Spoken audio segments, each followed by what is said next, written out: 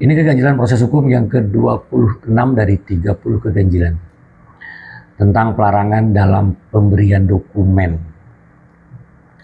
Diduga JPU telah mempengaruhi pemberian seluruh dokumen proses hukum kepada diri saya selaku tersangka.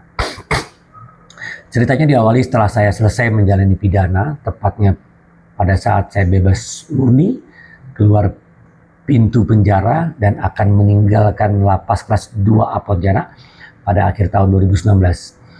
Saya didampingi oleh tim pengacara saya. Pada saat itulah salah satu staf penasihat hukum saya, Ibu S, menyerahkan seluruh dokumen proses hukum, surat dakwaan, tuntutan, berkas perkara, putusan PN, PT,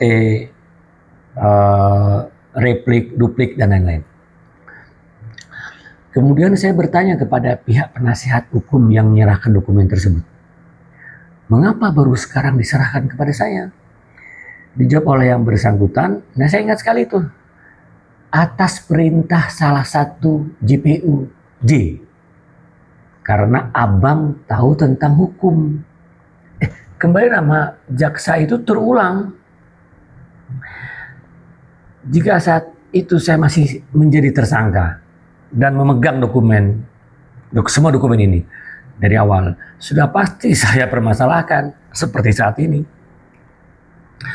Oleh karenanya selama jalannya pemeriksaan di persidangan saya selaku tersangka dari sidang pertama hingga pembacaan putusan, saya tidak pernah mendapatkan salinan atau dokumen sekecil apapun.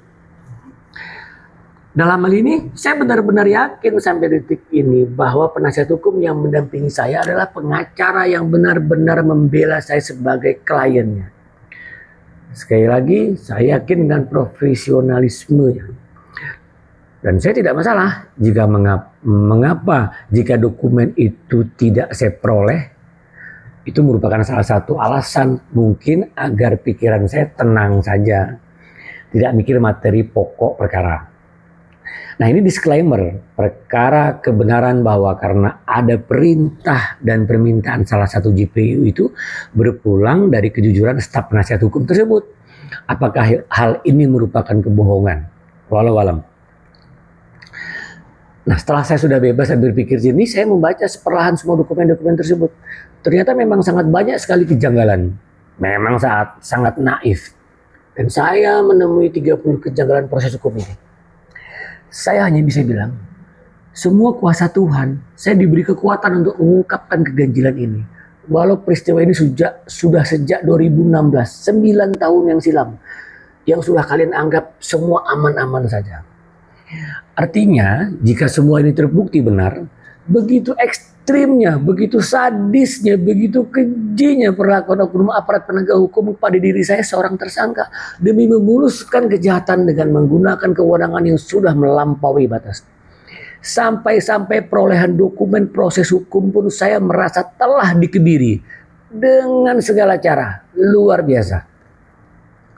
Sekali lagi, saya tentunya tidak akan marah jika seandainya kalian melindungi pihak yang bersalah. Tapi jangan kalian tumbalkan saya yang tidak bersalah.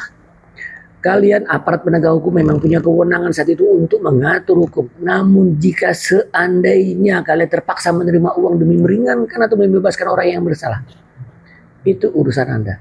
Tapi akan datang karma untuk Anda dan keluarga Anda. Jika dengan sengaja saya yang tidak bersalah, Anda paksa menjadi bersalah hingga menjadi tersangka dan akhirnya terpidana.